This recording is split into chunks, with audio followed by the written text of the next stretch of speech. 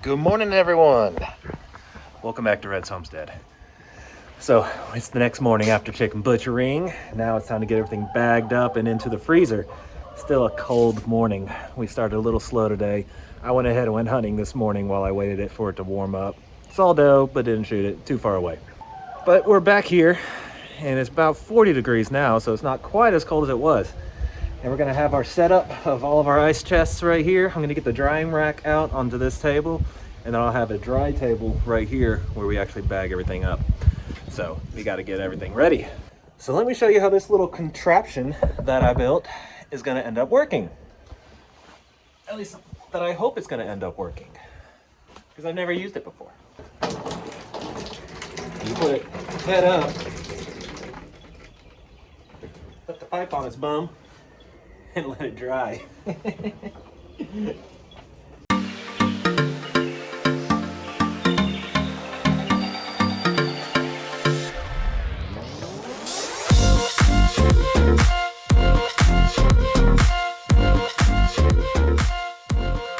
there you have it. 17 chickens standing upright at attention, ready to be dried off and bagged up. I'm letting this water heat up. Wanted to get it to about 185 degrees for these bags, and I'll show you how they work. But you basically put the chicken in the bag with a little straw in his butt, zip tie it close, dip it in the water, the bag shrinks, pull it out, pull the straw out of the butt, finish out the zip ties, and your chicken is shrink wrapped. We're gonna be parting out some of them. I'm gonna get with Shannon and see how much of what she wants to do. We wanna, I don't know if we're just gonna be cutting wings off so we could have wing nights, and then we'll leave, you know, the breast, carcass, and the legs on for bags. We're gonna play with it, do it differently this time. Chickens are a lot smaller than the Cornish cross, so the bags will be a lot bigger than needed, so we may be cutting off excess. We'll have to see once we start going. So here's your poultry bags. I got them more for the Cornish cross than for these little guys, so there's gonna be a lot of excess plastic, from what I can tell.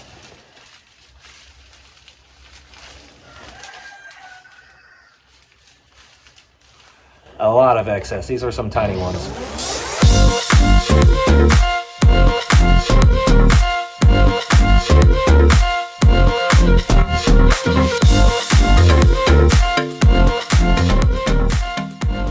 So I got the chicken upside down in the bag, straws inside the butt. Just gonna make this tight around it. You got your zip tie. Did not have them. Like I never had them in the field house. It's always on my list. You know, cheap. So I was like,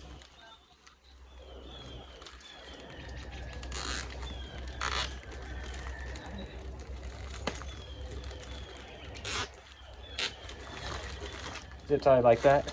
Get as much air out as you can. Then we dip it. So we're sitting now at about 175 degrees. I'm gonna go ahead and drop this in here. You count to 1, 2, 3, 4, 5, maybe 6. Bring it up. As you hold it, it shrinks around the bird. Pull the straw out.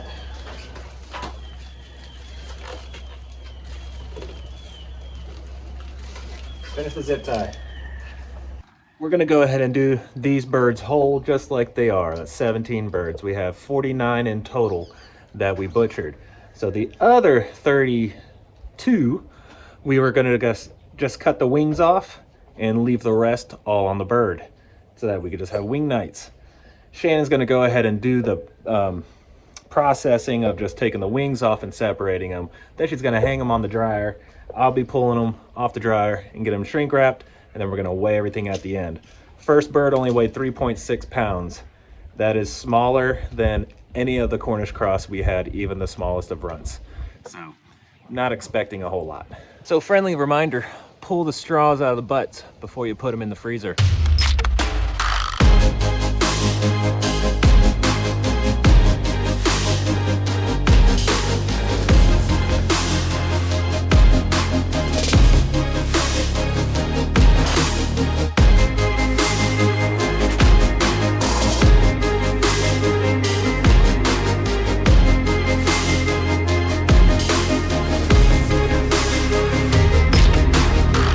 All right, so we're gonna try to introduce this chick. Oh, but you can't do that. Double crown. Look at that. That's the chicken lady right there. Go catch a chicken. Yeah. I didn't want to leave because I don't like the way the roosters were this morning. Yeah, so if anybody that has chickens, you know your roosters are pretty finicky, or feisty, I should say, in the mornings. That's when they like to... Technically, you want to like introduce them separately for longer periods of time, but I don't want to leave them in a dog crate. Yep, so we're introducing them to the main flock. Supervised. Supervised introduction. Tell you what, the roosters have been a pain in my butt. I'd rather just not have them. Yeah, I'm just not a fan. if we end up moving the ducks, they are a necessity of at least one. Yeah, like I'd But- like to just like have Voldemort and give the others a bachelor pad. So while they play around, let me give you some math of how the chickens turned out. I'll go full detail, probably next video, of cost and all that good stuff. But we ended up with 180 pounds of Yeah, they have to- chicken. But I don't like it. I don't like this. Sorry. Anyways, 180 pounds of chicken. And when you average that across 49 birds, that's about 3.6 pounds, 3.5 pounds. So definitely a lot less than the Cornish cross, which was expected. The Cornish cross was 5.5 pounds per bird. So with 26 birds, we had like 140 pounds of meat. Big difference, a question I should say. The big question is cost per pound. The feed cost of these birds, all 52, was almost the same for the Cornish cross. For 9 weeks, we fed probably 16, 17 bags, 50-pound bags, whereas the Cornish cross in 8 weeks ate 10 pounds for half the amount of birds. So I'm gonna do all the math and get that to you guys so you can kind of get an idea of cost. So it didn't turn out quite as well as we had hoped. I'll tell you, this woman right here, she's dragging the whole thing down, not even waiting for me. Tell you what, when she has something in her mind, there is no stopping her. What we're gonna do is, for a few days, probably keep introducing them, but for now, we're gonna keep them inside of that. I changed my mind.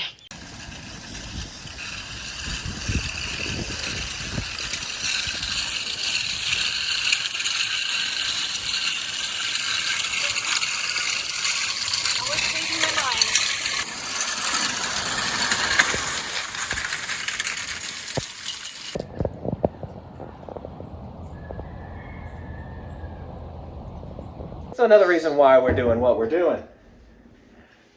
Harvested fried greens tomatoes today because it's gonna freeze tonight again. So we have fried green tomatoes. Do what we can with what we got. Green tomatoes. She loves fried green tomatoes. And yeah, we even harvested today jalapenos, tons of green tomatoes, just so that nothing goes bad. We got a watermelon. And we have a watermelon. It was 30 degrees this morning, and I harvested watermelon. Probably the last one that I'll ever get, because the plant died. But this is the last of the Cornish cross. One of the last ones. Yeah, we got 2 more in there. I tell you, you tell the difference between these. Here, I'll show you. So this is just one of the freezers filled with chickens. So here's 3 pounds, 8 ounces of the chickens that we did today.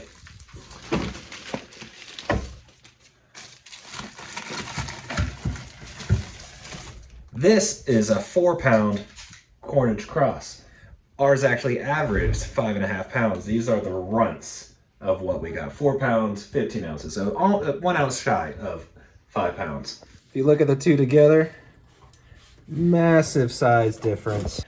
Yes, we have so much chicken, and what's really nice of what we did this time that I'm really excited about is Chicken wings. vacuum sealing portions of, I think, 10 chicken wings, and we ended up with 150-ish, 32 chickens times 42, it's 128 chicken wings. 128 chicken. 128 chicken wings. Chicken wings. The ladies. That's what we've got going on here.